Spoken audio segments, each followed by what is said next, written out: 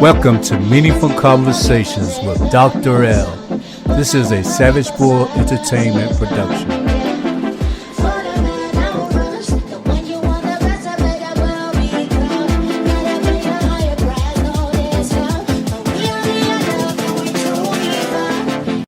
Hello and welcome again, all of my beautiful people and fellow night owls, to another Meaningful Conversations. I am your host, Dr. L, and I hope that you're winding down from what has been a wonderful day.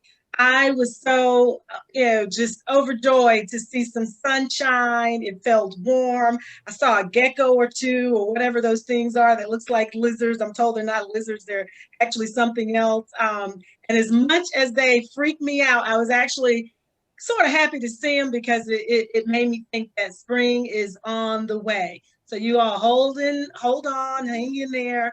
We are going to get through this winter. And I mean that literally and figuratively.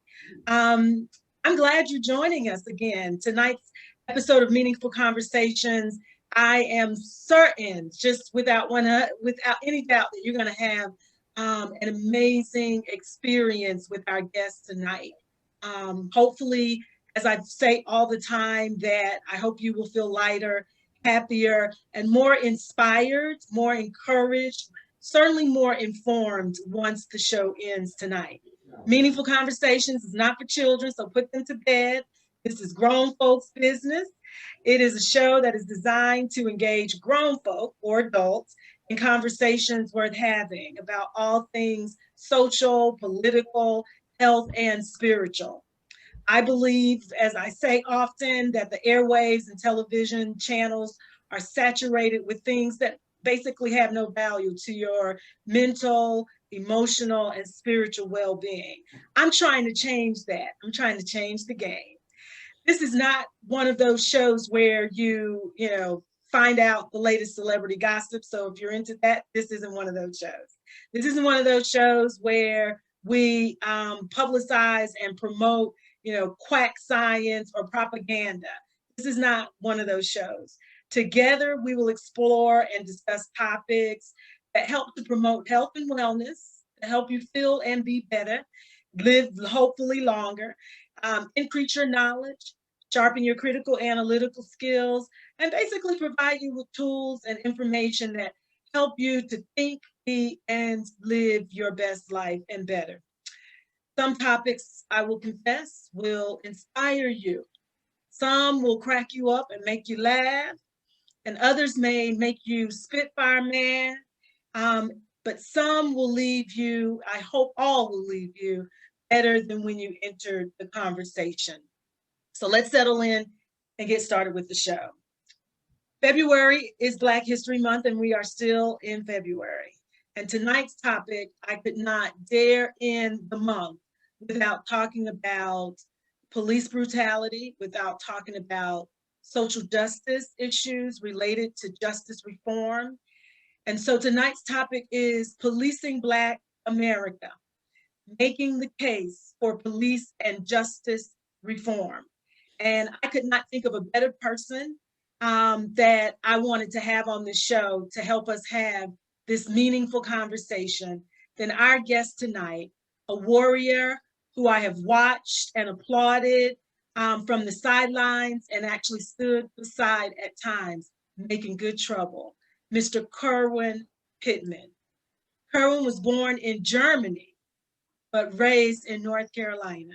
He is the founder and executive director of Recidivism Reduction Educational Program Services, Inc., or REPS, which is a nonprofit geared towards reducing the recidivism rate in North Carolina.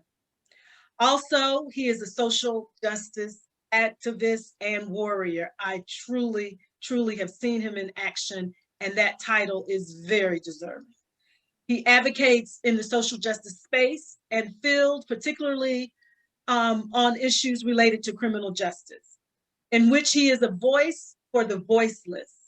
As well, he is an author who penned the book Love Yours, a guide on how to love yourself, and we will definitely have him back to talk about his book. It is a self-help book slated towards self-empowerment of love in oneself. Kerwin is a field director for Emancipate North Carolina, yes, a nonprofit slated towards combating structural racism in the criminal justice system. Kerwin also sits on the State Reentry Council Collaborative, created and headed by North Carolina's Governor Roy Cooper. Kerwin also sits on the North Carolina Task Force for Racial Equality in Criminal Justice, headed up and created also by Governor Cooper. It is my distinct pleasure and honor to have on this show tonight a person that I consider a little bro, a friend, and a fellow comrade on the battlefield for social justice. Kerwin, welcome to the show tonight. Thank you for having me. Thank you for having me. It is my pleasure to be here. I am so glad. And you know, when I asked and you immediately was like, yeah, let me know. It really made me feel great and really made me feel good. So thank you for responding so quickly. I will jump right in. I will jump right in because I want people to engage and to listen and to just be a part of this meaningful conversation. Again, the title of tonight's show is Policing Black America, Making the Case for Police and Social Justice Reform. So first, though, before we get too deep, let's stay on the side right now and on the shore for a minute and get our gear on. And while we're putting our gear on to go deep diving into this issue, tell the listening audience, who is Kerwin Pittman? How do you describe yourself when people say or ask who you are? So I'm a social justice activist, advocate for North Carolinians, also for individuals in the United States. I particularly lift up the voices and center the voices of those who don't have a voice, those who are most marginalized. And I know the oppression because I too myself was and still is a part of that class of individuals who are marginalized and oppressed. We're currently going through gentrification in my old neighborhood. So all the social ills that individuals face from that community, I face, even been through the carceral system. So I know it. Right. And and that's important, right? I'm trying to get us, we're live on Facebook. So I am trying to make sure that I share the page that we are on from. So let me just go ahead and do that because I want everybody to be a part of this conversation. But that's important, right? That's important when we think about people who have certain lived experiences that you are I'm trying to share this so people can, so hold on, just bear with me for a moment, people. This is what live does, right? So but that's so important, right? You're not just out there talking the talk about something that you learned. And don't get me wrong, I'm a professor by heart and training as well, taught at North Carolina Central, taught undergraduate classes at North Carolina State in sociology. So I am a huge proponent of education. But when you're out here in these streets and when you're sitting at policy tables and you've caught the attention of the governor, you show up with lived experience and you're able to talk about your experience while you were incarcerated in North Carolina. Share some of that. What made you, so you left that environment, re-entered into the community better from that, because you weren't bitter. You didn't sit back and say, I'm not going to do anything. what was it about that experience? Give us a little glimpse of what did you see that made you become such a passionate activist? So that experience has kind of defined me. So I went into and when I say the carceral system, for those who are listening, I mean prison. I mean the penitentiary, North Carolina prison system. So when I went into the carceral Is it the system, country club there? Do we have a country club? so I was at the age of 19 years old. Wow. And I was released at the age of 30, about to be 31. So that means my whole 20s, the most pivotal years in one's life, kind of spent making a trial and error and kind of straightening out your path into your 30s and seeking where you want to go, almost split in the carceral system. But not only that, in the beginning, I was messing up. So I did a year in solitary confinement so I could speak to the testament of how solitary confinement messed with the mentality of individuals. I've seen individuals right beside me go crazy. And so but being in that environment, to be honest, that was kind of my aha moment, my epiphany moment when I was in solitary confinement. When I did that year in the hole, it was kind of like, man, like, wow.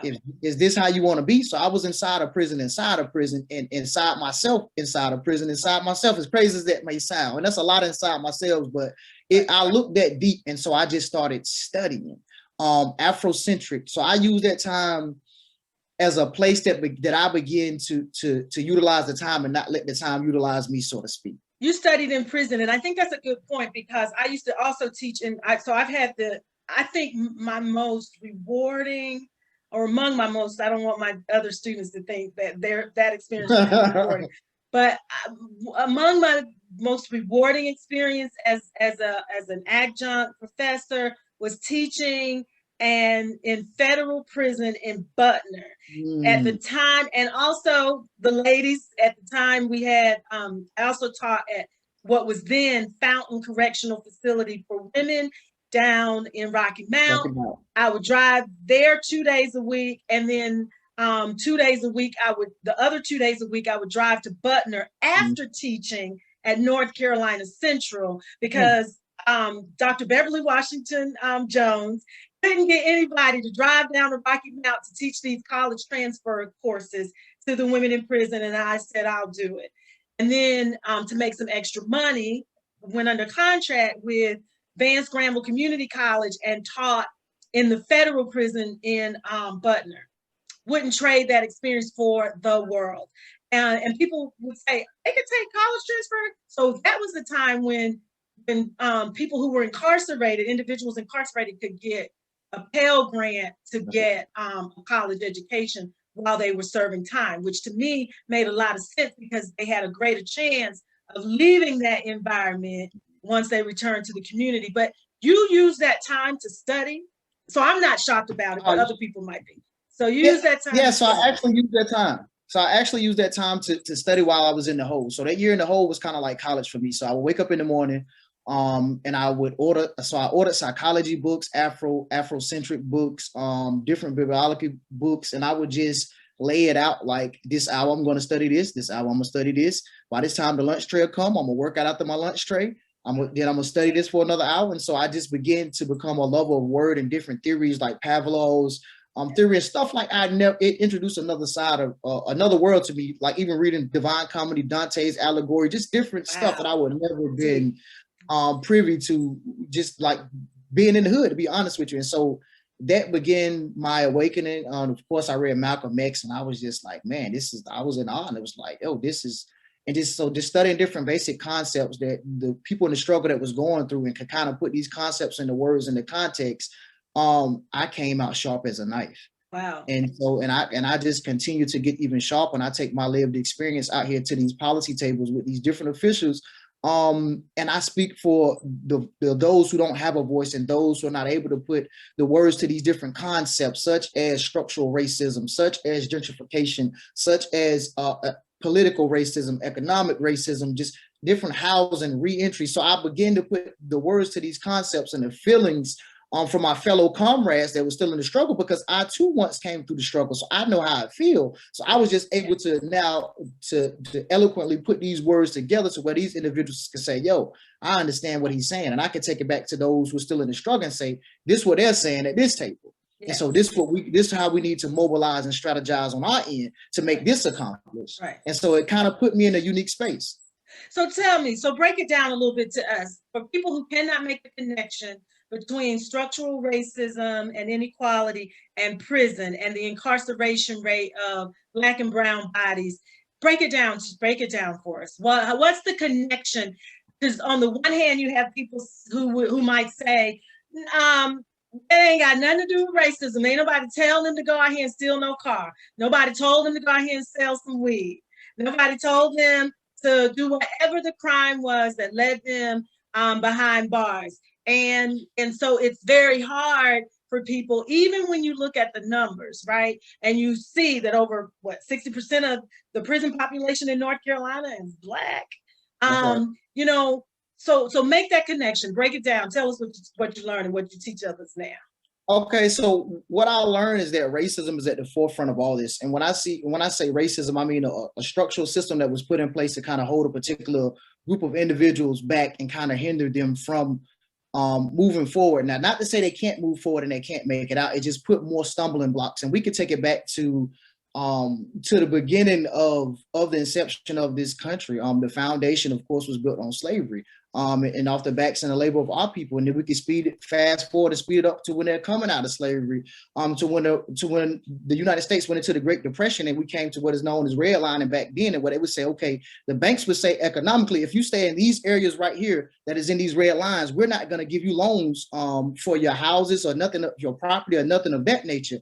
And subsequently, all these individuals that was in the red lines was Black communities. Right. And so this right here led to the disenfranchisement of money being spent and money being linked to these communities. And so it was all going into the white communities. And so that right there flourished what is called now, and perpetuated what is called now the hood or the ghetto or the projects, as we call them. And some people say it was called a projects because it was actually a project of the government and a plan that came up to put these individuals in these particular places and deprive these individuals economically. So if I take your money, your kids got to eat some type of way. You're going to feed your baby, just regardless.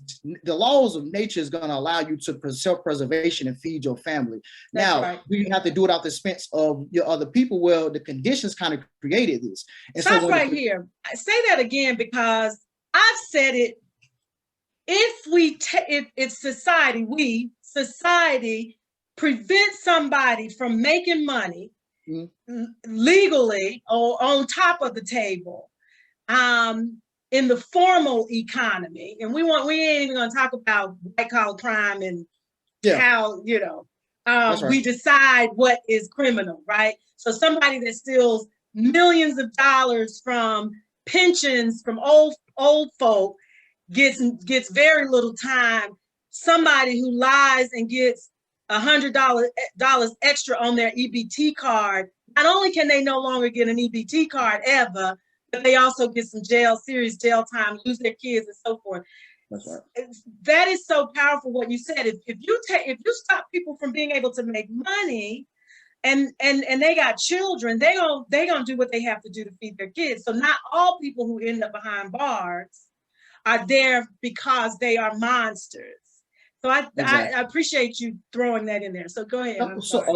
A good portion of individuals who are behind bars is actually economic related, meaning money related. So what they did was they deprived what we call the hood or the ghetto. They deprived these places of two things, right? On top of anything most important, in my opinion, and that was economics, right? The ability for individuals to actually take their ideas and get money for their ideas from the banks and different lenders to make their ideas come into fruition in their neighborhood, to make their neighborhood thrive. So there was economics to employ other people in their neighborhood. So that not only that, Black people wasn't getting a job in white people neighborhoods, right? Or white people communities or white people establishments because they didn't want that. Or if they did, they only took the best of the best like they did with integration. So that brings to the second point. So it's economics, they deprived it, in education. Wow. This played a key factor, education. So if I make your schools secondary, and once integration began, I took the best of the Black teachers out of this community and put them in the white communities, right? While the kids that was in the Black community still had to go to these second rate schools with second rate materials and second rate books and different things of that nature, Right. the kids are going to come out second rate. And Right. so this right here, when they deprived it of the economics as well as educations, it just created room for disaster. But not only that, once you start pumping alcohol, addiction into the communities, once you start putting crack cocaine, the 80s and the 90s eras was a real detriment Live through it. to the community. Yeah. I mean, you know, and that has been historically proven that this came from the government. I'm gonna be honest with you. We're gonna have these candid conversations. Let's have it. A meaningful conversation. Let's keep it real. Keep it 100. So if anybody heard of Freeway, the real Rick Ross, he really breaks down how this money was Ricky. being I said funded. Freeway Willie. I was thinking free. I went to the Freeway Ricky, right? That's right. Yeah, but also, yeah. There were many of him, though. He was one.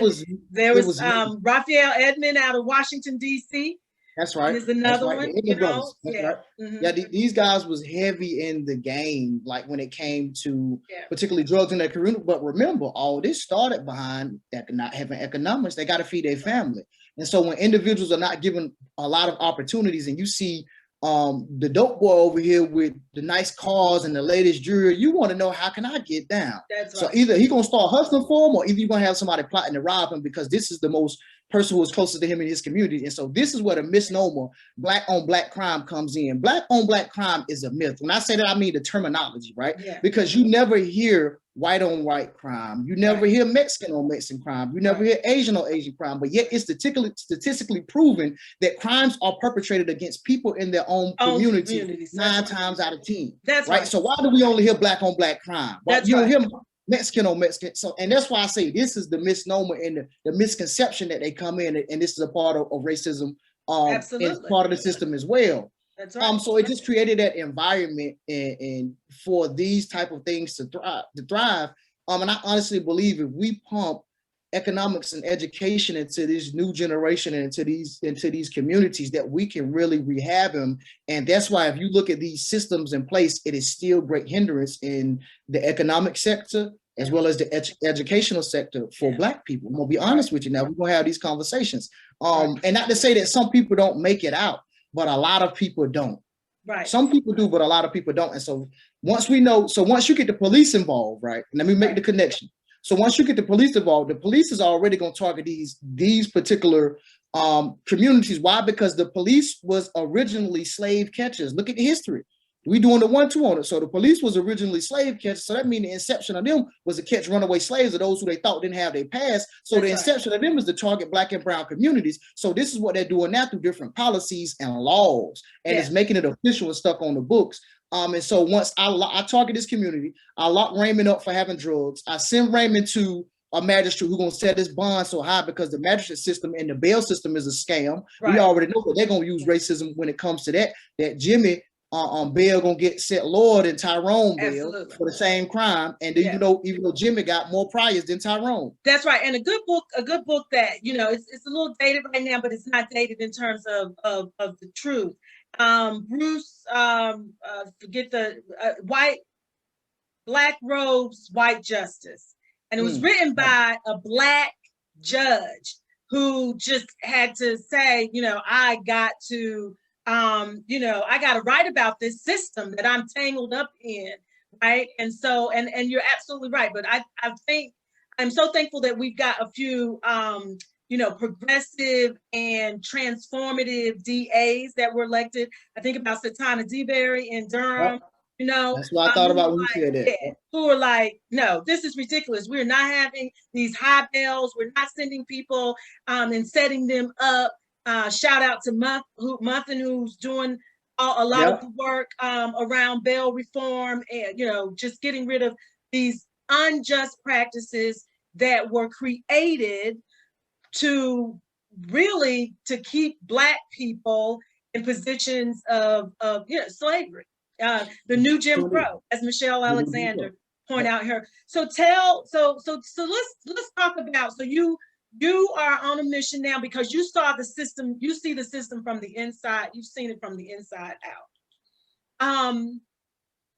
Did you know how hard it was going to be to convince people?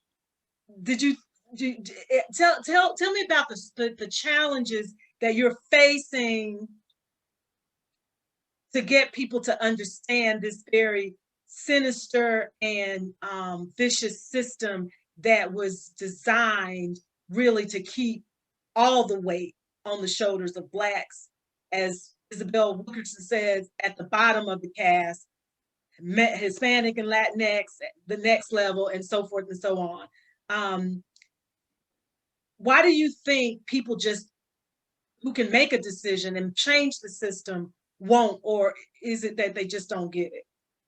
Well, first, let me start that question by saying, in the words of Harriet Tubman, the matriarch, she said, paraphrasing here, I freed a lot of people, but I could have freed a lot more, but they didn't knew that. Right. That's right. Yeah, exactly. Right. If they knew they was free, let me say that. And so when you try to wake up individuals who are really sleeping giants, but who have been rocked to sleep by different things that steal their attention, and have them really believing in fairy tales as really something that's not real, and believing in a system with veils over their eyes, some knowingly and some unknowingly. Those knowingly, they're scared to wake up and face the truth and the reality of it and address the elephant in the room.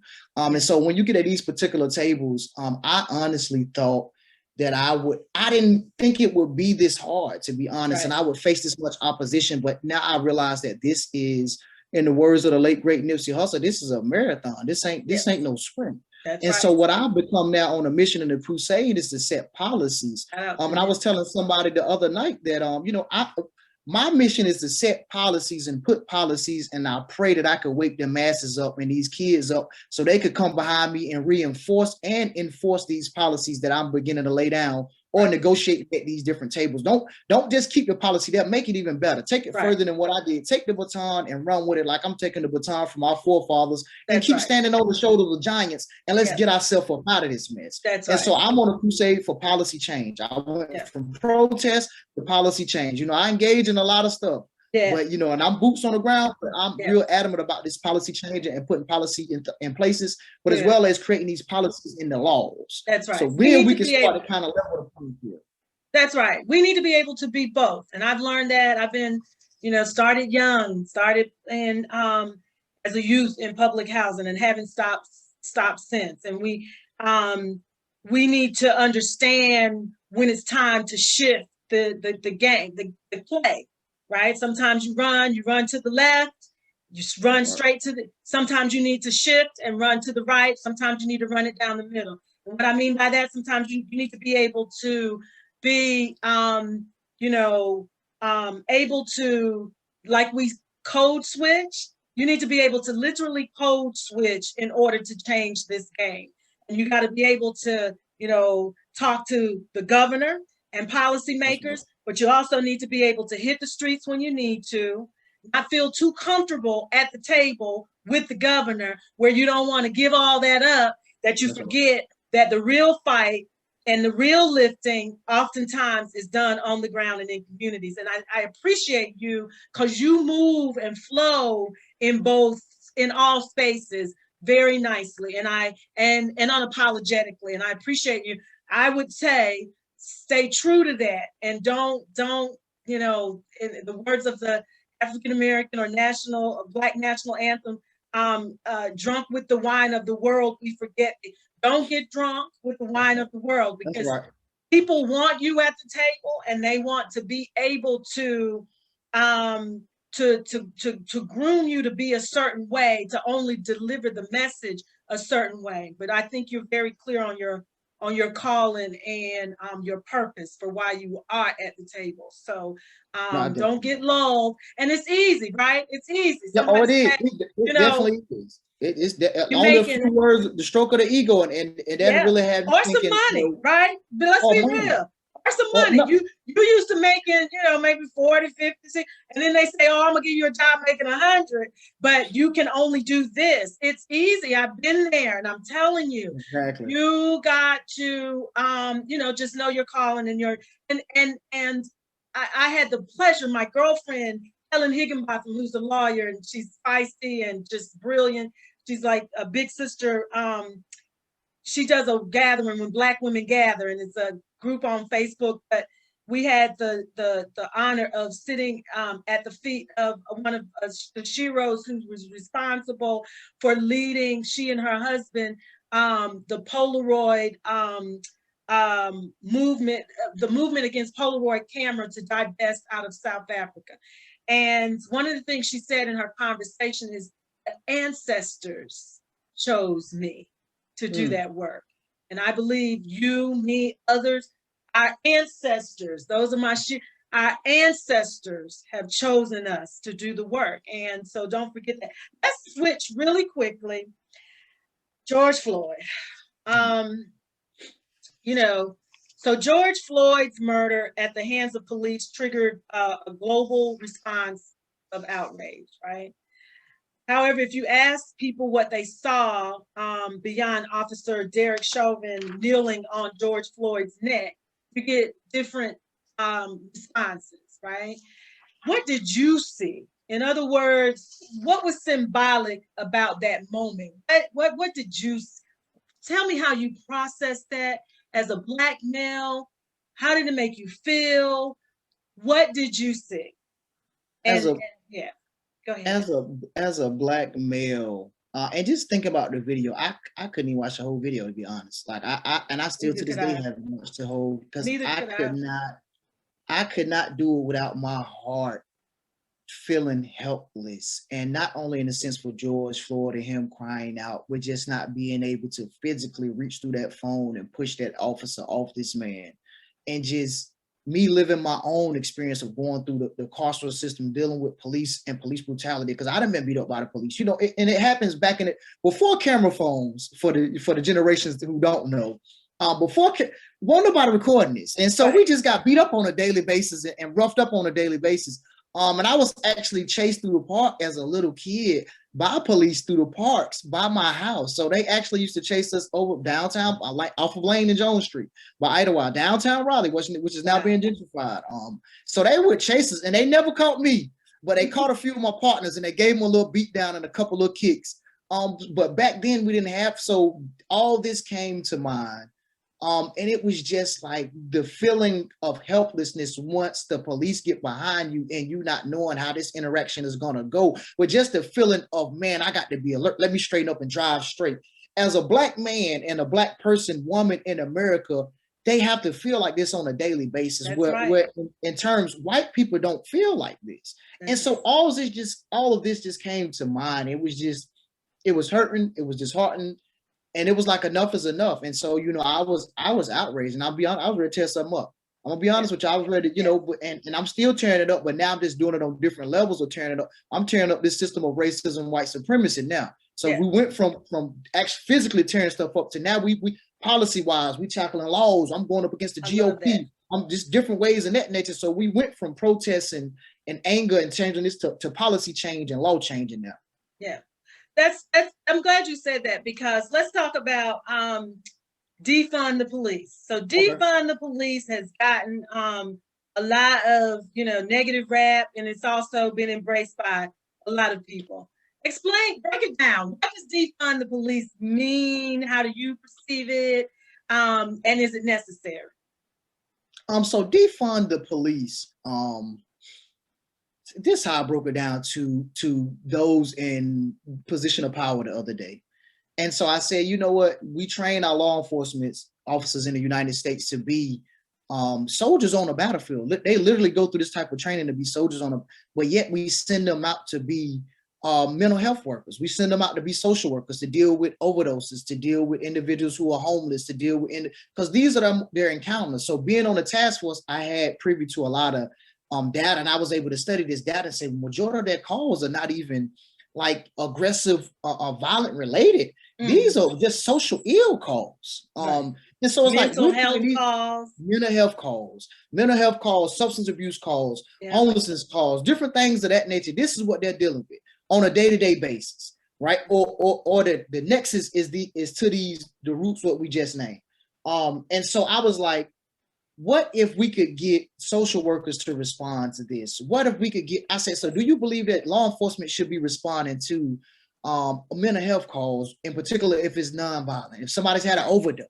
And a lot of officers was like, nah, I don't think they should be responding to that because it put a lot of work on us and a lot of onus on us that we're not even really trained for. I said, so why not send in trained mental health professionals and social workers to handle this? They said, yeah, we should. And I said, you know what that's called? They said, what? I said, that's called defunding the police. They said, what you mean? I said, all we saying was reallocating resources from one position to another to where it really supposed to be. And that's all we're saying. So instead of getting armored takes in the latest technology to shoot gas canisters at individuals who are protesting, why not take some of this money and take some of these vehicles and really downsize them? Because we know you're only dealing with social ill calls majority anyway. So you don't even really need all this updated the latest technology like you preparing for an insurgency to happen on the Capitol grounds when it's not even happening. It's not happening here. Let's take it and let's invest it where it really needs to be. Let's invest it in individuals who have mental health crises. Let's invest it in these social workers who can help these individuals who are having overdose problems. Let's put the money where it really is. And all this means by defunding the police. So the younger generation, my generation, we call this defund the police. The older generation, they call it a reallocation of resources.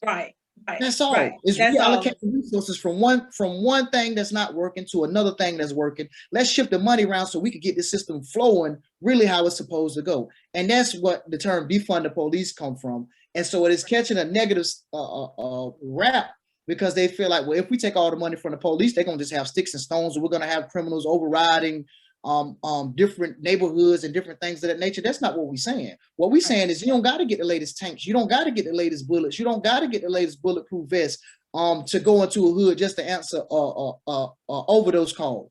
Let's send the right people in there with the right experience and let's pay them like they weigh to put these individuals in the field. This is what we mean. Reallocation of resources, aka defund the police for my younger generation. That's right. That's right. Let's stay on this. As you say, most of the calls are for social ills. Let's talk about mental health because that's the area I work in. And I think the last protest we were on together was a gentleman that was killed. Actually, he Muslim brother that was killed in Raleigh. So a Muslim. Yeah. So let's talk about the connection between the overcriminalization of people with mental health issues. I even think about the people that are in prison because of no adequate beds, mental health beds, no solid and strong and effective crisis system. So let's talk about a little bit of that. When you were locked up, did you see brothers that you were like, man, they should not be in here. They need to be in a psychiatric hospital or a mental health facility. And so make that connection between, what we're seeing happening with law enforcement responses to mental health crisis, to the mental health crisis.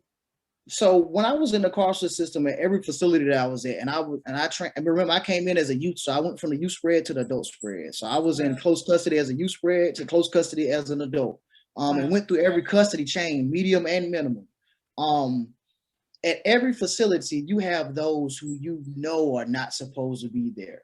Knowing and understanding the concepts and studying the concepts, I know North Carolina shut down a lot of their mental health institutions, so this left places for individuals with mental illnesses nowhere to go. So either they wandered on the streets into substance abuse and homelessness, and the police lock these individuals up and continuously target these individuals. Why? Because I know jails has become our default mental health centers. This is the jails and the prison system. It honestly is. And North Carolina has to do better when it comes to this, because not only a nation, but a state is judged by not how they treat their high, but how they treat their low. That's right. And so those who have a mental condition should get treatment and should not just be put in a place to hold them to where you could get money off of them and get more, just continue to funnel the economic system off of their backs, right? Right. There's a clear correlation between individuals who are in the streets with mental health illnesses and substance abuse illnesses and homelessness to those in the prison system, because I've seen it firsthand experience at every facility. It's been individuals who I knew shouldn't be there, especially being in solitary confinement. Yeah. I've seen it directly, those who are dealing strictly with their feces, and it's like even the guards do not want to deal with these individuals, and they know, but yet all they try to do is give them different medications to really and honestly just dope them up so they'll be quiet until that time is over. And, or if they got a long time, and just feed them or whatever they're gonna do and let them be quiet until that time is over, or try to keep them complacent instead of really giving them help. So it is a direct correlation, and we need to focus in North Carolina opening some of these mental health facilities back up, because it's really like it's a shame. Yeah, it honestly is. So if you're at a policy table, you got the governor's ear, and the governor says to you, Kerwin, all right, tell me what I need, what we need to change the game. What do we need to begin to dismantle structural inequality in North Carolina? What are your top things? What's top on your list? So top on my list is so broad, right? But being so broad, if I was given this genie out the bottle right here, I would try to break it down into different buckets. Okay. Right? Within each bucket is a bunch of different ills we're going to deal with. So you have the the criminal justice reform sector, dealing with, we would deal with the DAs, we would deal with different sentencing structures. So there won't be no mandatory minimum sentencing. Judges would have discretion to say, hey man, I understand your sentencing chart says this, but you only did this right here, so you should get such and such, or you shouldn't even be here. And it'll give magistrates more discretion to set bails as well. So I will kind of dismantle that system. In that same bucket will be police brutality and police reform. I will create different reforms to hold these individuals and these bad actors accountable, but we, the ones that are still in there, out at the same time. And as I said earlier, economics and education. I will pump monetary sums within these different communities economic wise and build them up and let them thrive as much as I could through many different ventures and investments, but also education. I will pump education into these communities and into these kids, because I know and understand that this structure of racism was not built in 1 year. And so that means it's not going to be taught out in 1 year. So I'm setting up for the next generation to come behind me and continue to carry on the torch like our ancestors did. And we'll continue to carry on that torch. So I would just put them in a better position to say, hey, this is the foundation that was laid. And let's take this to the next level. So I'll begin to focus on criminal justice reform. I will begin to focus on economics and education. These would be the main ones I would hit, because with economics, you're going to get food, shelter, and clothing, the main necessities that you need. In education, you're going to be able to excel to another level, and be able to put different, real education. I don't mean I mean the real deal. Look, this is what this means. This what's going on. Talk from an Afrocentric perspective, especially for our people, so you would get the full 360 panoramic view of the whole system and how to dismantle the system, because you can't fight something you don't know nothing about. And so it's about education. And so that's what I would do. Wow. So I would throw big buckets at them, and I would just say. So you all have just heard the campaign speech for a mayoral candidate for look, so I think that's great. It's good stuff. Let me stop moving, because I've got this little webcam thing going on here. I think that's good stuff. And so now, who has inspired, what leaders or who are the leaders that you admire the most, and why? So of course to be brother Martin and Malcolm, of course. Yeah, I've got their picture, if you can see behind. I see it. Yeah, I seen it. That's the first thing I see. But not only them for obvious reasons. It's individuals like Sojourner Truth, Harriet Tubman, individuals who really just laid the foundation. Jeff Fort, Huey P. Newton, Elwood Cleaver, just different. Catherine Cleaver, Winnie Mandela. They think Nelson Mandela was something. Say it. We were just talking about her Sunday on When Black Women Gather. I say a lot of people love Nelson Mandela, and I do too. But my true hero in that whole story is Winnie Mandela. She held it down when he was inside. She, mobilized her people. She stood up for. Yeah. So we're going into Women's History Month, and I definitely have to have somebody talk about Winnie. You're right. Go ahead. You definitely have to have somebody to talk about, because her contribution, and not to say that Nelson Mandela overshadowed her contribution, but when you look behind the scenes, man, she was phenomenal. But that's how it happens. You had a guy, exactly, but you had a guy by the name of Robert Williams. Robert Williams was out of Monroe, North Carolina. He fought off the Klan. Literally, it's a book. I can't think of the name of the book.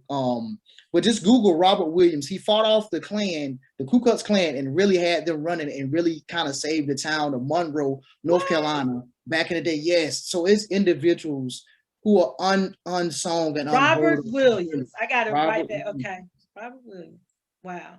Yeah. So he's phenomenal. And so it's a lot of individuals. And to say those in modern days and time, it's individuals like yourself. We freedom fought together. So it's you, different individuals, Kimberly McTerry, Rolanda Ann, Don Blagrove, individuals who are freedom fight, Marcus Bass, who I fight beside day and night. And it's like, man, they doing that over there.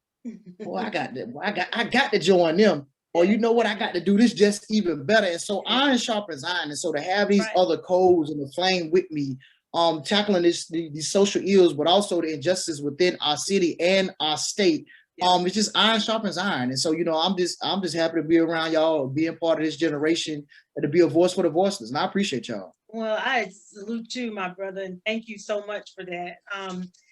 A lot of young people are watching, like we watched and you watched and I watched. There are a lot of young people that are leaders, but like we all needed that iron to sharpen our iron.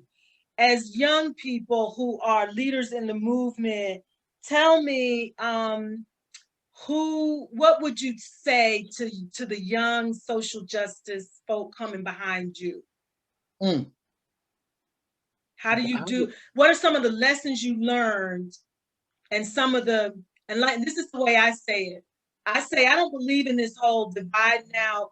Oh, now it's time for the young people to lead, old people sit down.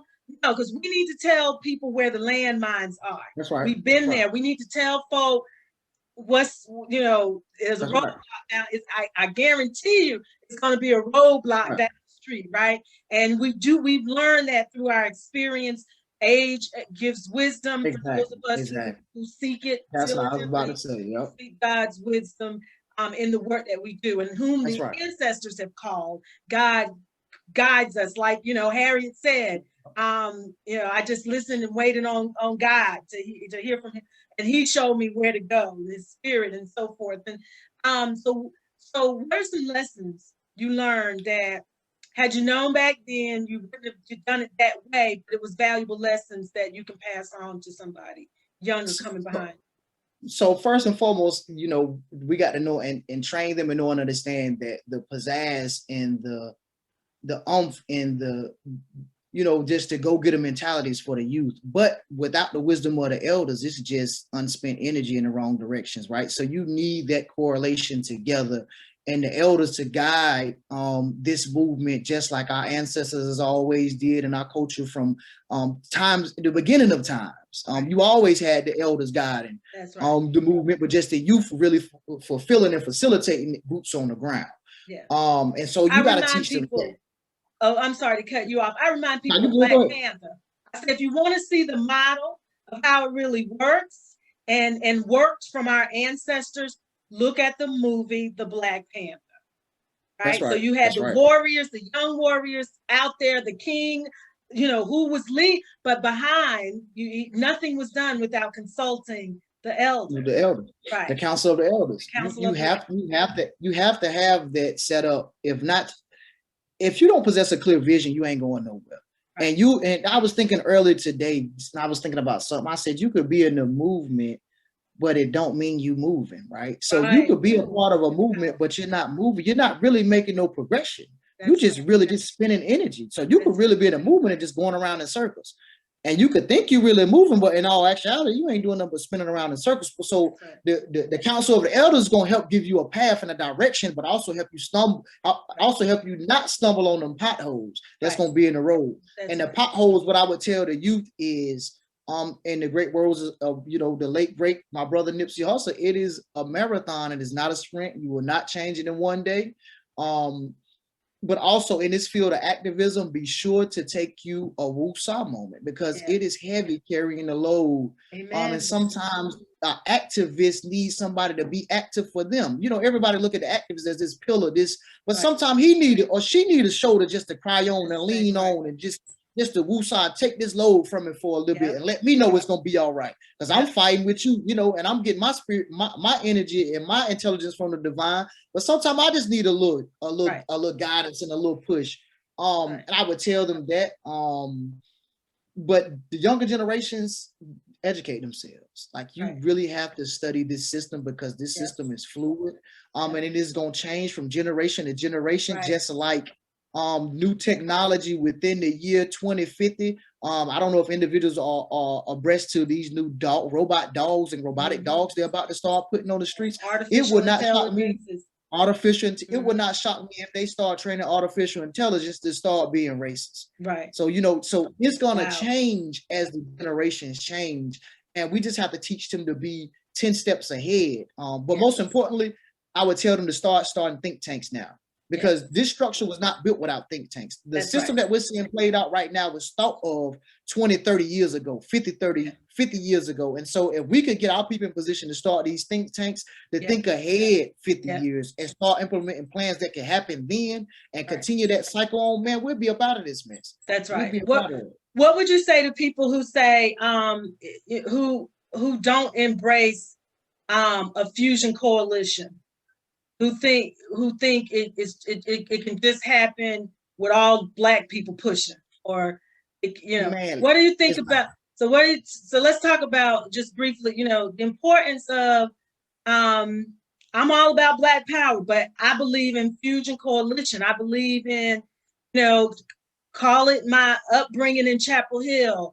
The people who leaned and helped me get a lot done were brothers and sisters who were white, who didn't look like me. Who were like, someone's watching now. I remember when I ran for office, a very good friend of mine that I met at North Carolina State, Hope, she was like, what you need?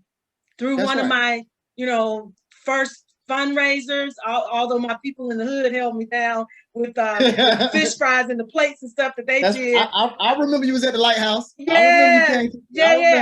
So let's talk about that we cannot do this separated and divided. We got to build this, we got to do it together, arm in arm with our brothers and sisters across race and ethnic lines.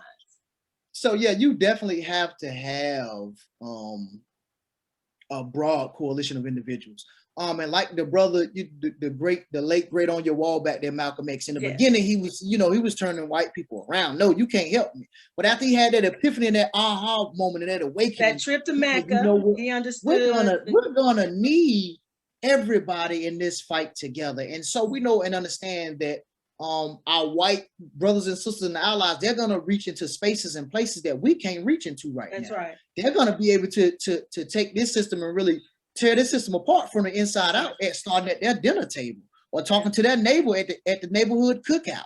And so it's spaces that we're not going to be able to go into that they're able to go into. But not only that, they could garner support in different ways that we're not able to garner support because they got access to certain avenues that we currently don't have access to. So this problem may have been created by one particular group of individuals, but no one understands that even in this problem, it is Black and brown people who promote racism regardless, even against their own kind. And so it's going to take a coalition of everybody to really break this cycle, because it's so embedded and ingrained in everything. We can't just say that Black people are going to be able to do this by ourselves. And if we are able to do this by ourselves, it's going to take us years longer than if we did it collectively to do it together.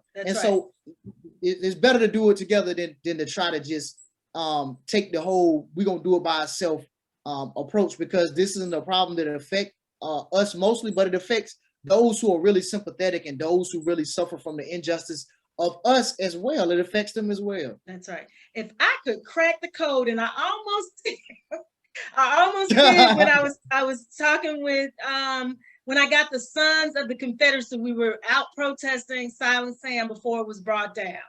And I went around to the other side to talk to some of the members of the Sons of the Confederacy.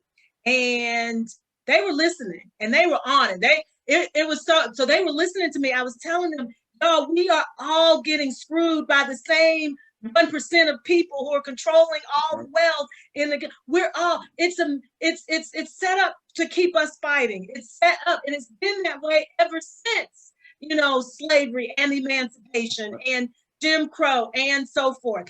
And they were listening, they were like, you're right. And I said, so we gotta figure out, we gotta come together. It got so good. When I got finished, they were like, "You want us to walk you to your car?" And I was like, "No, I'm good." Because I'm good. My husband, he was cringing. He was texting me, "Where are you? People are telling me you on the news. You're down there talking to the Confederates."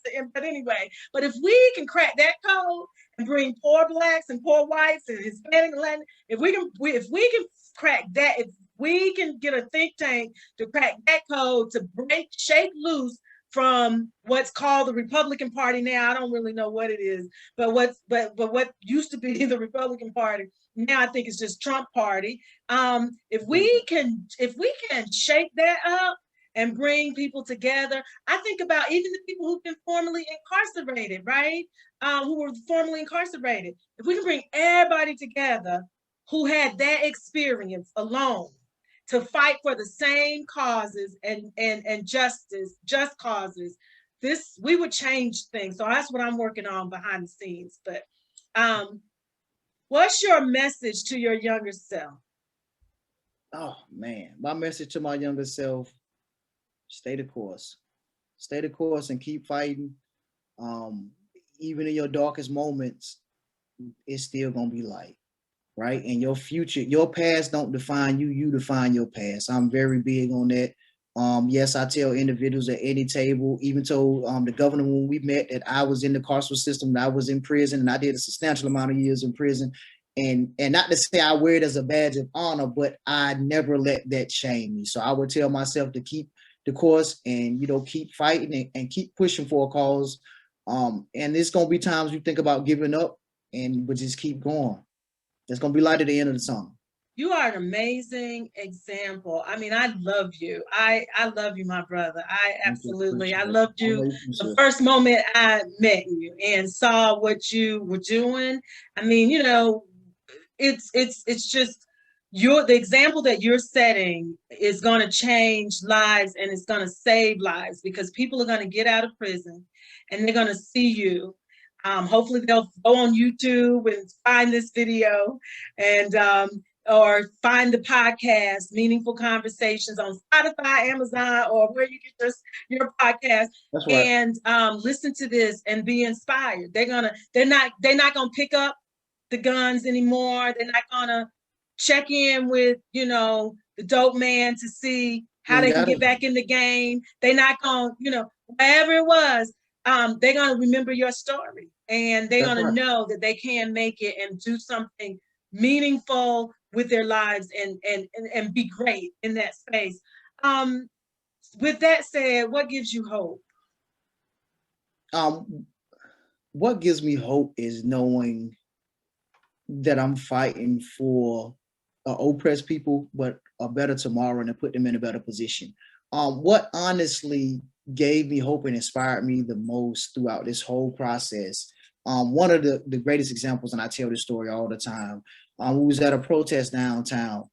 And for those who don't know, I organized a lot of the protests in Raleigh over the summer and kind of led one of the largest ones in the beginning. But it was a guy that came up to me at the end, a white guy, and he was like, "Man, my son loves you, man." He was like, he listened to all your lives, he Googles your name, he watches all your interviews, he read all the news articles that you speak in and all the papers. And I was just like, wow. He was like, "Man, my son want to meet you. Can you meet him? Will you meet him for me, please? And take a picture with him. He will love." I said, "Yeah, sure." So up walks, he said, "Come on." He disappeared in the crowd. He come back. Up walks him and a little guy about the age of 6 years old. Oh. A little white guy with a shirt on that said, "Black Lives Matter." That he had wrote up there. He was like, "Man, he made the shirt and he was hoping he would see you here when he came down here with me." Wow. And I was like, it just inspired me to know that my message was touching that generation and he would carry on forever. And the father said, and because of you, he wants to be an activist when he grow up. Wow. And so I looked at it like this young man might help save and probably will help save individual his age or a little older when he gets older and really come up. He might keep them from pushing me in the woods. The way how this system from pushing both of us in the woods, you know what I'm saying, and letting us just go off there from how the system is going. And so that was one of the things that inspired me. And kind of for those who want to kind of get in touch with me, again, my name is Kerwin Pittman. It's Kerwin Pittman on Facebook. It's Kerwin Pittman on Twitter. It's activist _ Pittman on Instagram. Please feel free to reach out to me. I'm going to respond because I try to be always humble and be responsive to the people. So yeah, please feel free. Love you. Much power, much depth, Thank you so much. We are out. We are over time, but Kerwin, thank you so much. And I definitely want to have you back on to talk about your book. And yeah, we'll have you back on. Much love, much peace. Stay strong out there in that fight. And I know that I'm right here, just a phone call away if you ever need me. Okay. All right, y'all. All right. Peace, y'all. Thank y'all. Peace. Thanks for tuning in to another segment of Meaningful Conversations. We are out. Peace and blessings. Peace and blessings.